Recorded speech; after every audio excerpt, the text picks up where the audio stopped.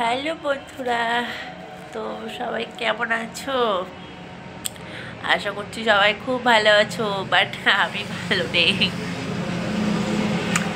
কি যে করি, এই ঠান্ডা যে কবে ভালো হবে গাইস, কি বলবো, আর ভালো হতেই চাচ্ছে না। এত ওষুধ খাচ্ছি তবুও ভালো হচ্ছে না, আর পারছি না গাইস, কথা বলতেই পারছি না। লাইভে আসলাম তো লাইভে তো কথা বলতে পারছি না। তো সবাই কেমন আছো?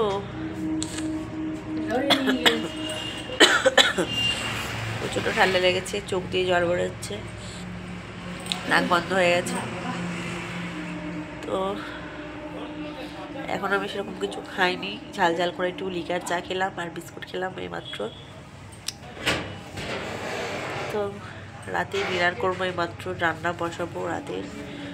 তো তোমাদের তো ভিডিও দেওয়া হয়নি আগামীকালকে, মানে গতকালকে ভিডিও দেওয়া হয়নি, তো আজকে দিচ্ছি ভিডিওটা।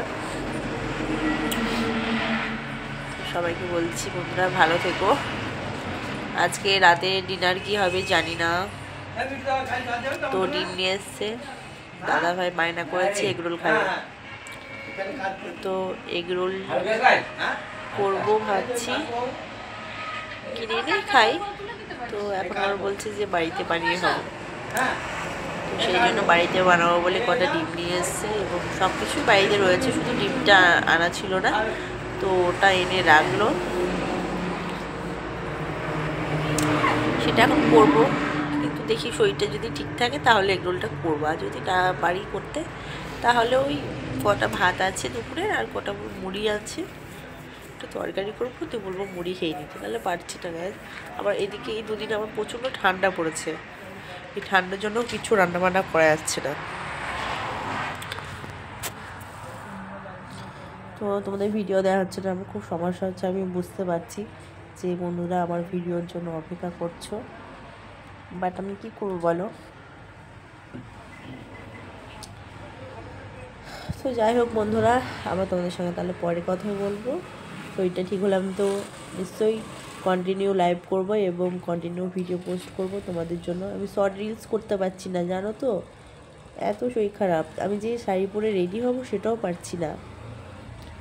আজকে তো শুয়েছিলাম, মামনি রান্না করেছে দুপুরে, আমি দুপুরে কিচ্ছু করিনি। আমি জাস্ট স্নান টান করে কিছু মানে অল্প কাজ ছিল, ঘরটার মোছা এগুলো করেছিলাম, আর ওই যে বললাম তোমাদের সন্ধ্যাবেলা যদি জাস্ট চাটা করলাম, এই হচ্ছে আমার কাজ।